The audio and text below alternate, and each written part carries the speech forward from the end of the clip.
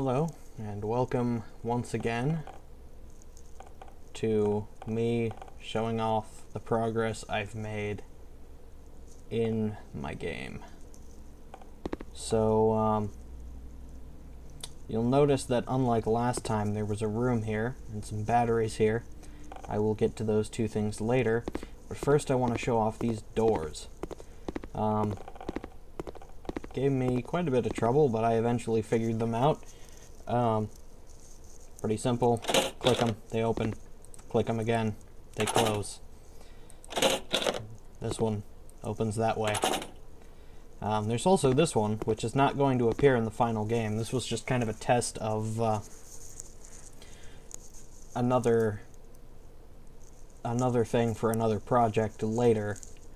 But it moves at 60 frames per second, but you'll notice when I open it, it kind of simulates about 12 frames per second, which is what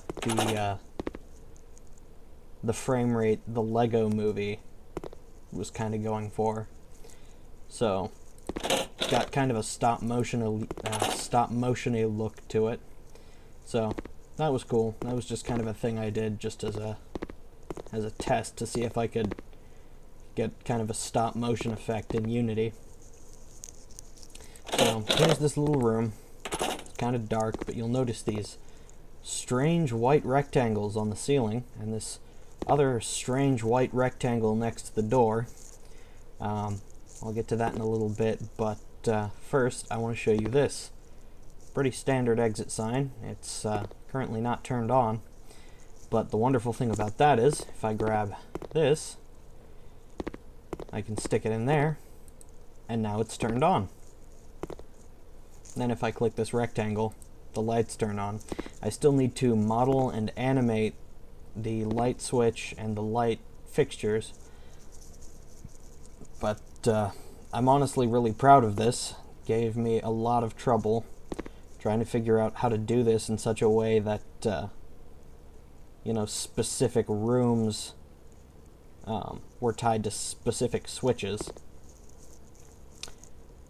And, cassettes and tape players still work the same.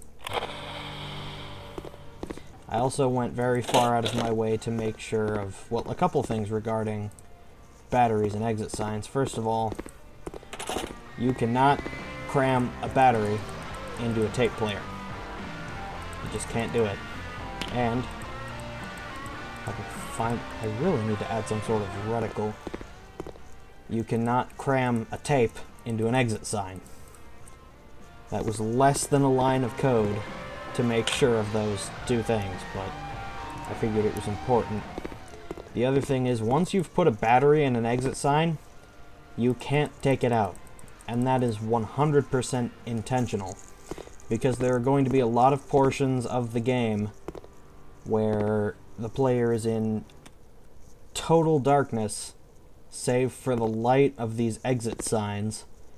I don't want them to, fumbling around in the dark, accidentally pull the batteries out of one of the exit signs and be unable to find their way around because it's too dark. And the other thing is, if there's already a battery in an exit sign, you can't put another one in. So, but that's pretty much all I've done since the last video, but I'm pretty proud of it all, because, quite frankly, it kind of took a lot of work. So that's about it. I feel like there was something else. If there was, I'll probably get to it in the next video.